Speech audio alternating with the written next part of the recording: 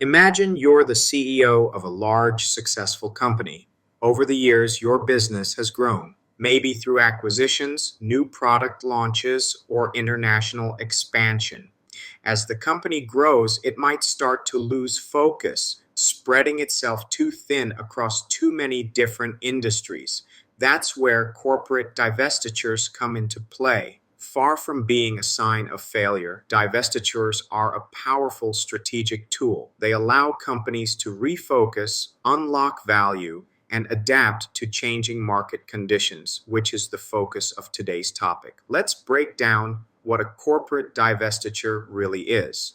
In simple terms, it's when a company decides to exit a business unit, subsidiary, or asset, sometimes by selling it, sometimes by spinning it off as a separate company, or even by shutting it down entirely.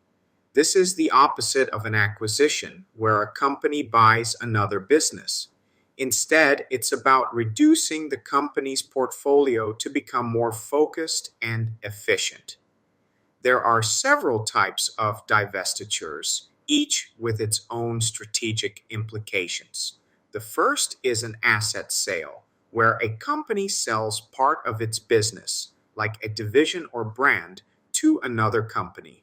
For example, Procter and Gamble sold its Duracell brand to Berkshire Hathaway to focus on its core products.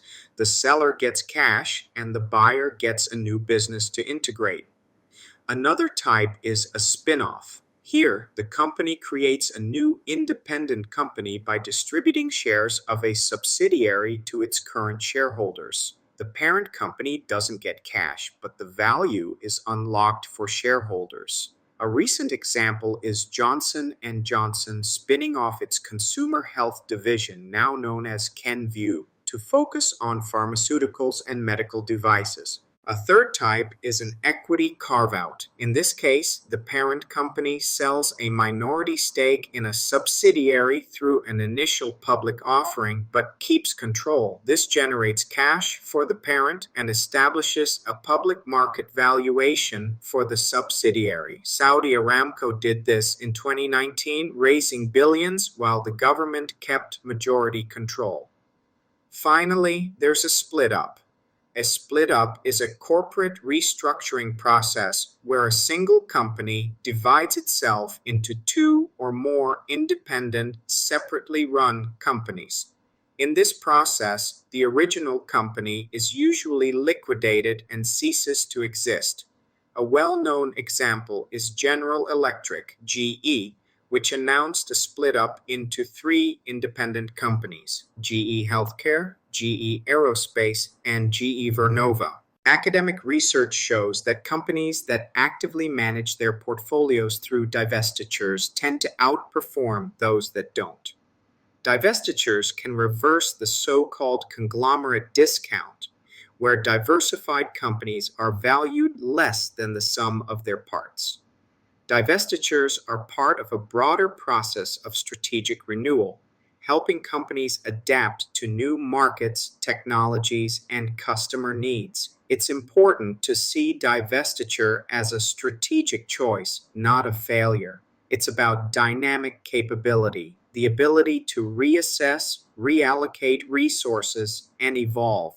When analyzing a potential divestiture, consider the strategic fit, performance, synergies, capital efficiency, and stakeholder impact. C. Proactive divestitures, those made before crisis or pressure, are a sign of strategic discipline. They help companies stay focused, reallocate capital to higher return opportunities, avoid the conglomerate discount, and stay ahead of activist investors and regulators. Companies like IBM and Nestle have shown how proactive divestitures can set the stage for future growth. In conclusion, divestitures are a vital part of strategic management. Just as companies must decide where and how to grow, they must also decide where to shrink, and do so strategically. Understanding divestitures is key to understanding how successful companies adapt and thrive in a rapidly changing world.